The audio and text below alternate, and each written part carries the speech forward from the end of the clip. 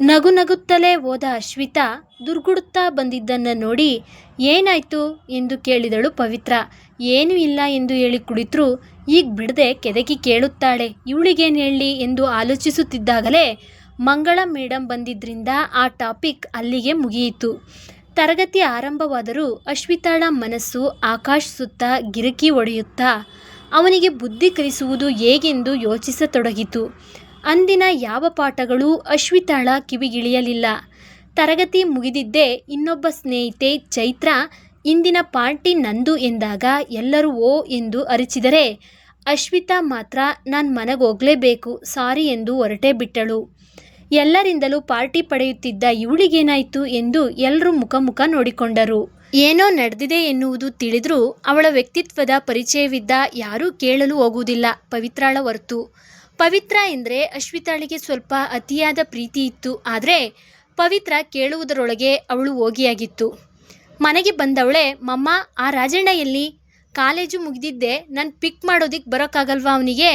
ನಾನು cab book ಮಾಡ್ಕೊಂಡು ಬಂದೆ, ಎಲ್ಲೆಲ್ಲಿ ಅಲಿತಿರ್ತಾನೋ ಏನೋ, ಪಪ್ಪನಿಗೆ ಹೇಳಬೇಕು ಬೇರೆ ಡ್ರೈವರ್ ನೋಡಿ ಅಂತ ಎಂದು ಏರು ಧ್ವನಿಯಲ್ಲಿ ಮಾತನಾಡುತ್ತಿದ್ದರೆ ಕೈಯಲ್ಲಿ ಮಾವಿನ ಹಣ್ಣಿನ ಜ್ಯೂಸ್ ಹಿಡಿದು ಬಂದ ಅನುರಾಧ ಅವರು, ಮೊದಲು ಇದನ್ನು ಕುಡಿ, ನಂತರ ರಾಜಣ್ಣನ ಚೇಂಜ್ ಮಾಡುವೆಯಂತೆ ಎಂದರು. ಥ್ಯಾಂಕ್ ಯು ಮಮ್ಮ ಎನ್ನುತ್ತಾ ಗಟಗಟನೆ ಕುಡಿದಳು ಅಶ್ವಿತಾ. ಅಶ್ವಿತಾಳ ಕೈಲಿದ್ದ ಖಾಲಿ ಗ್ಲಾಸನ್ನು ತೆಗೆದುಕೊಂಡ ಅನುರಾಧ ಅವರು, ಬೆಳಗ್ಗೆ ಹೋಗುವಾಗ ರಾಜಣ್ಣನ ಬಳಿ 1 ಗಂಟೆಗೆ ಸರಿಯಾಗಿ ಬಾ, ಸ್ನೇಹಿತರ ಜೊತೆ ಹೊರಗೆ ಹೋಗೋದಿದೆ ಎಂದು ಹೇಳಿ ಹೋದವಳು ನೀನೇ ಅಲ್ವಾ? ಬಾಯಿದೆ ಅಂತ ಮಾತಾಡೋದಲ್ಲ, ದೊಡ್ಡವರು ಚಿಕ್ಕವರು ಅನ್ನೋ ಗೌರವ ಇಲ್ವಾ? ಕೇವಲ ಬುದ್ಧಿವಂತರಾದರೆ ಸಾಲಲ್ಲ, ವಿದ್ಯೆಯ ಜೊತೆಗೆ ವಿನಯ ಕೂಡ ಇರಬೇಕು. ನಾಳೆ ಮದುವೆ ಆದಮೇಲೆ ಗಂಡನ ಮನೇಲಿ ಹೇಗೆ ಸಂಸಾರ ನಡೆಸ್ತೀಯೇನೋ ಎನ್ನುತ್ತಾ ಫೋನ್ ತೆಗೆದುಕೊಂಡು ರಾಜಣ್ಣನಿಗೆ ಫೋನ್ ಮಾಡಿ ಮಗಳು ಬಂದಿರುವ ವಿಷಯವನ್ನು ತಿಳಿಸಿದರು. ಅಶ್ವಿತಾಳಿಗೆ ಚೈತ್ರಾಳ ಬರ್ತ್ಡೇ ಇರುವುದರಿಂದ ರಾಜಣ್ಣನಿಗೆ ತಡವಾಗಿ ಬರಲು ಹೇಳಿದ್ದು ನೆನಪಾಯಿತು. ಆದರೆ ತನ್ನದು ತಪ್ಪೆಂದು ಅವಳಿಗೆ ಅನಿಸ್ಲಿಲ್ಲ. ದುಡ್ಡು ಕೊಡುವ ನಮಗೆ ಬೈಯುವ ಅಧಿಕಾರವೂ ಇದೆ ಎಂದುಕೊಂಡಿರುವ ಹುಡುಗಿ ಅವಳು. ಇವಳ ಈ ವರ್ತನೆ ಅನುರಾಧ ಅವರ ನೆಮ್ಮದಿ ಕೆಡಿಸುತ್ತಿತ್ತು. ಎಷ್ಟೇ ಅಂದರೂ ಹಳ್ಳಿಯಿಂದ ಬಂದ ಹೆಣ್ಮಗಳು ಅವರು.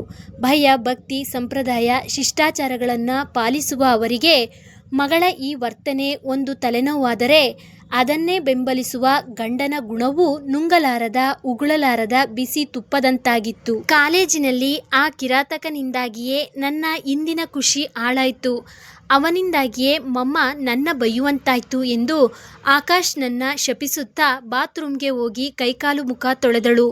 ಮುಖವನ್ನು ಒರೆಸುತ್ತಾ ಅಭ್ಯಾಸ ಬಲದಂತೆ ಕನ್ನಡಿಯ ಮುಂದೆ ಬಂದಾಗ ನಕ್ಕರೆ ಚಂದ್ರನಂತೆ ಎಂದ ಅವನ ಮಾತು ಮತ್ತೆ ನೆನಪಾಗಿ ತುಟಿಯಲ್ಲಿ ನಗು ಮೂಡುವ ಬದಲು ಕಣ್ಣು ಕೋಪದಿಂದ ಕೆಂಪಾಯಿತು. ಅಷ್ಟರಲ್ಲಿ ಮನೆಗೆ ಬಂದ ಆಶೀಶ್ ಅಕ್ಕ ಬಂದಿದ್ದಾಳೆ ಎನ್ನುವುದನ್ನು ತಿಳಿದು, ಅಕ್ಕ ಯು ನೋ ಒನ್ ಥಿಂಗ್ ಎಂದು ಕಿರಿಚುತ್ತಾ ಅಶ್ವಿತಾಳ ರೂಮಿಗೆ ಓಡಿ ಬಂದ. ವಾಟ್ ಎಂದು ಕೇಳಿದವಳ ಕಣ್ಣು ಕೆಂಡವಾಗಿತ್ತು. ಹೇಳಲು ಬಂದ ವಿಷಯ ಅಲ್ಲೇ ಮರೆತು, ಏನಾಯ್ತು ಅಕ್ಕ, ಏನಾದರೂ ಪ್ರಾಬ್ಲಮ್ಮಾ ಎಂದು ಅಕ್ಕನನ್ನ ಹಿಡಿದು ಕೇಳಿದ. ಅಕ್ಕ ಹೀಗಿರುವುದನ್ನು ಅವನು ನೋಡೇ ಇಲ್ಲ. ಏಕೆಂದರೆ ಸರಿ ಇರಲಿ ತಪ್ಪಿರಲಿ ತನ್ನ ಮೂಗಿನ ನೇರಕ್ಕೆ ಮಾತನಾಡಿ ತನ್ನ ಮನಸ್ಸನ್ನು ಸಮಾಧಾನ ಕಂಡುಕೊಂಡು ಯಾವಾಗಲೂ ಆರಾಮ್ ಆಗಿರುವ ಅಕ್ಕ ಇಂದೇಕೋ ಬೇರೆ ತರನಾಗಿ ಕಾಣಿಸಿದಳು ಆಶೀಶ್ಗೆ. ಅವರಿಬ್ಬರು ಅಕ್ಕ ತಮ್ಮ ಆದರೂ ಅದಕ್ಕೂ ಜಾಸ್ತಿ ಒಳ್ಳೆ ಸ್ನೇಹಿತರು. ನಡೆದ ಎಲ್ಲವನ್ನೂ ವರದಿ ಒಪ್ಪಿಸಿದ ಅಶ್ವಿತಾ, ಆಶೀಶ್ ನಾನು ಇದುವರೆಗೂ ಯಾರನ್ನೂ ದ್ವೇಷಿಸಿಲ್ಲ ಕಣೋ, ಇವನನ್ನು ತುಂಬ ಏಟ್ ಮಾಡ್ತೀನಿ ಅಂದರೆ ನೀನೇ ಹೇಳು, ಅವನು ಎಷ್ಟು ದೊಡ್ಡ ತಪ್ಪು ಮಾಡಿದ್ದಾನೆ ಅಲ್ವಾ ಎಂದಳು. ಅಕ್ಕ ಅವನು ನಿನ್ನ ಹರ್ಟ್ ಮಾಡಿದ್ದಾನೆ ನಿಜ, ಅದೇ ಥರ ನೀನು ಇದುವರೆಗೂ ಯಾರನ್ನೂ ಏಟ್ ಮಾಡಿಲ್ಲ ಅನ್ನೋದು ನಿಜ. ಬಟ್ ಯಾರನ್ನು ನೀನು ಏಟ್ ಮಾಡಿಲ್ಲ ಅಂದ ಮಾತ್ರಕ್ಕೆ ಯು ಆಲ್ವೇಸ್ ರೈಟ್ ಅಂತ ಅಲ್ಲ ಅಕ್ಕ. ನೀ ಏಟ್ ಮಾಡದೇ ಇರೋದಕ್ಕೆ ಕಾರಣ ನಿನ್ನ ವಿರುದ್ಧ ಯಾರೂ ಮಾತೇ ಆಡಿಲ್ಲ.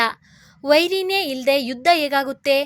ಆ್ಯಕ್ಚುಲಿ ಆ ಹುಡುಗ ಹೇಳಿದ್ದು ತಪ್ಪು ಅಂತ ನನಗನ್ನಿಸ್ತಿಲ್ಲ, ಫನ್ ಟಾಕ್ ಅಷ್ಟೇ ಅದು. ಅದರಲ್ಲಿ ನೀ ಇಷ್ಟೊಂದು ಹರ್ಟ್ ಆಗೋದಕ್ಕೆ ಏನೂ ಇಲ್ಲ ಕಣೆ ಎಂದ ಆಶೀಶ್.